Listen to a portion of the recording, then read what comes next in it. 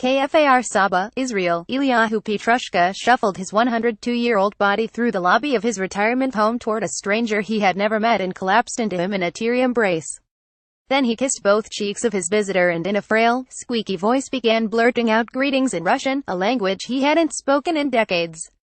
Only days earlier, the Holocaust survivor who fled Poland at the beginning of World War II and thought his entire family had perished learned that a younger brother had also survived, and his brother's son, 66-year-old Alexander, was flying in from a remote part of Russia to see him. The emotional meeting was made possible by Israel's Yad Vashem Holocaust Memorial's comprehensive database of Holocaust victims. "It makes me so happy that at least one remnant remains from my brother, and that is his son," said Pietruszka, tears welling in his eyes. "After so many years I have been granted the privilege to meet him." Israeli Holocaust survivor Eliahu Pietruszka, right, embraces Alexander Pietruszka as they meet for the first time in KFAR SABA on November 16, 2017. Sebastian Scheiner AP Pietruszka was 24 when he fled Warsaw in 1939 as World War II erupted, heading to the Soviet Union and leaving behind his parents and twin brothers Wolf and Zelig, who were 9 years younger. His parents and Zelig were deported from the Warsaw Ghetto and killed in a Nazi death camp, but Wolf also managed to escape. The brothers briefly corresponded before Wolf was sent by the Russians to a Siberian work camp, where Pietruszka assumed he had died. "In my heart, I thought he was no longer alive," Pietruszka said. He married in Russia and, thinking he had no family left, migrated to Israel in 1949 to start a new one. Then 2 weeks ago, his grandson, Shachar Smorodinsky, received an email from a cousin in Canada who was working on her family tree. She said she had uncovered a Yad Vashem page of testimony filled out in 2005 by Wolf Pietruszka for his older brother Eliahu, who he thought had died. Wolf, it turned out, had survived and settled in Magnitogorsk, an industrial city in the Ural Mountains. Smorodinsky tracked down an address and reached out to discover that Wolf, who had spent his life as a construction worker, had died in 2011, but that Alexander, his only child, still lived there.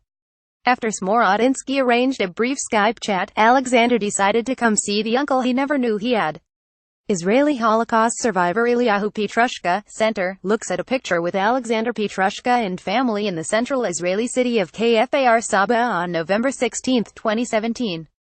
Sebastian Scheiner AP Smorodinsky, a 47-year-old professor from Ben-Gurion University in southern Israel, invited the Associated Press to record Thursday evening's reunion at his grandfather's retirement home in central Israel. Upon meeting, the two men clutched each other tightly and chatted in Russian as they examined each other's similar facial features. "You are a copy of your father," said a shaking Pietruszka, who has a hearing aid and gets around in a rolling walker. "I haven't slept in 2 nights waiting for you." Throughout the meeting, Alexander swallowed hard to hold back tears, repeatedly shaking his head in disbelief. "It's a miracle. I never thought this would happen," Alexander, himself a retired construction worker, kept saying. "It did, thanks to the Yad Vashem database of pages of testimony, whose goal is to gather and commemorate the names of all of the estimated 6 million Jewish victims of the Nazi genocide." The Names Recovery Project has been Yad Vashem's flagship mission in recent years. The memorial's very name, Yad Vashem, is Hebrew for a memorial and a name, alludes to its central mission of commemorating the dead as individuals, rather than mere numbers like the Nazis did. It hasn't been an easy task. The project began in 1954, but over the following half-century, fewer than 3 million names were collected, mostly because the project was not widely known and many survivors refrained from reopening wounds, or clung to hopes that their relatives might still be alive. The names collected or commemorated in the museum's Hall of Names, a cone-shaped room whose walls are lined with bookshelves containing folders upon folders of testimonies. Still, until 2004, more than half of the allotted folders remained empty.